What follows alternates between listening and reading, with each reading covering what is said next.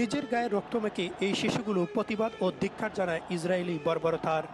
I'm here because I want to show other people that this is wrong and people shouldn't be doing this to people when they haven't done anything to them. I mean, it's just that they don't like the Palestinians.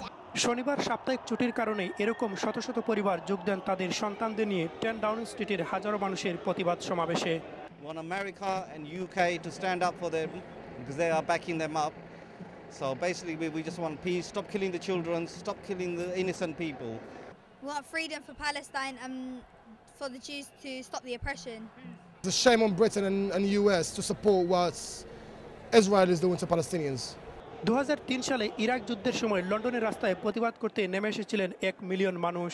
এবার গাজা হামলার প্রতিবাদে আবারও তারা জানিয়েছেন জোরালো প্রতিবাদ।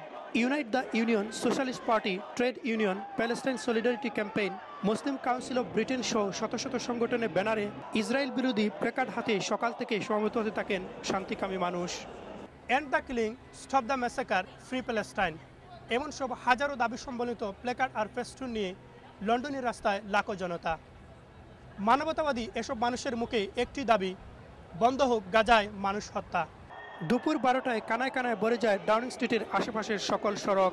সেখান থেকে বিক্ষোভ মিছিল সহকারে প্রতিবাদকারীরা গিয়ে জড়ো হন লন্ডনে ইসরায়েলি দূতাবাসের সামনে।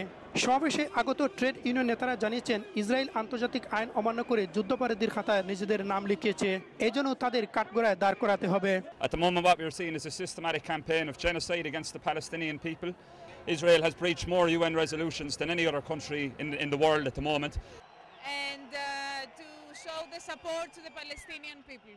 আমরা এই গাজাতে যে অত্যাচার হইতেছে, অনেক মার্ডার হইতেছে, অনেক ছেলে মেয়ে মহিলাদেরকে হত্যা করতেছে, এইটা যাতে বন্ধ হয় এবং এইটার প্রতিবাদ আমরা স্ট্রংভাবে আজকে জানাচ্ছি। পুরো পৃথিবীতে যখন স্বাধীন ফিলিস্তিন রাষ্ট্র প্রতিষ্ঠার আন্দোলনে একাত্ম শান্তিকামী মানুষ, তখন বিশ্ব নেতাদের ভূমিকায় হতাশা প্রকাশ করেছেন সমাবেশে আগত প্রতিবাদকারীরা। ব্রিটিশ প্রধানমন্ত্রীর কার্যালয় 10 ডাউনিং স্ট্রিট থেকে ইব্রাহিম খলিল, বাংলা টিভি।